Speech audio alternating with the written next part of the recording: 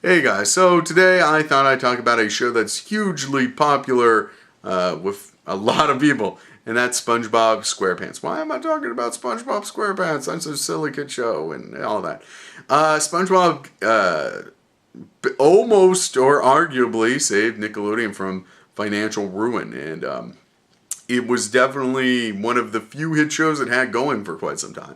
And it is a very recognizable TV show when it comes to Nickelodeon animation. So those are kind of the reasons why I decided to review it. Now, the show doesn't really have a long storyline. This is kind of a sitcom, kind of like every other cartoon that Americans have. You know, it doesn't really have an overall storyline, which I think that they use that fairly well with this series. What is unique with most modern animation in America is that it's not one of these shows where it's trying to appeal to adults and have a serious plot. It's not trying to bring up a point or teach you anything. It's just there to entertain you, make you laugh.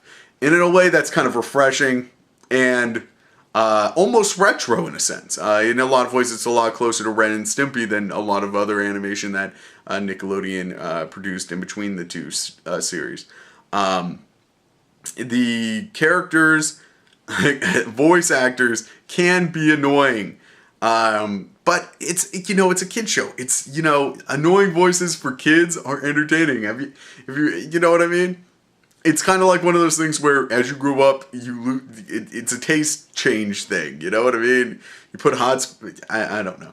Anyway, I think that it's a show that, let me put it this way, the world where the show exists, this underwater world, is an interesting concept. However, for the most part, even though it's underwater, they don't really use that, which is kind of surprising. I mean, they use it for, jokes every once in a while, but for the most part, the fact that they're underwater is just kind of a background reference thing. He could just as easily be on land for most of the jokes. But I think that adds kind of an otherworldly nature to the show.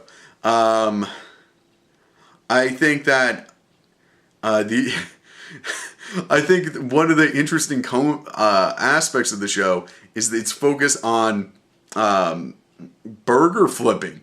It's kind of an odd show because most TV shows, the main character is adventurous, trying to do something unique and all this, but when it comes down to it, what's SpongeBob want to do? He wants to flip patties. You know what I mean? It's so counter.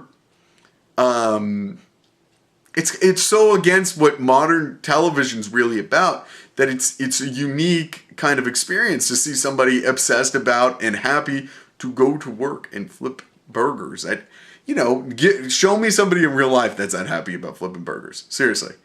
And they use what's his name, Squidward, as a perfect foil. I think that character's ingenious because it functions as a great foil to SpongeBob. I keep saying foiler. That's not a real word. I think that the show definitely is an interesting one to watch if you haven't seen it. I doubt that you haven't seen it though. It's not really for adults in a sense. It's kind of a kid show. It's for people, past watching really, really young kid shows like Sesame Street, but it's not for people that are, 17 or 20, or anything over that. But then again, if you're a fan of the series, which I have met people that are older and fans of the series, don't feel bad. It's definitely got something that most animation today does not. And it's unique, and it should at least be seen to be understood. If you want to check it out, you can find SpongeBob clips on YouTube, and you can, of course, watch it on Nickelodeon. That's it for me. I will review more shows that eventually. Subscribe, comment, rate. Have a great day. Bye.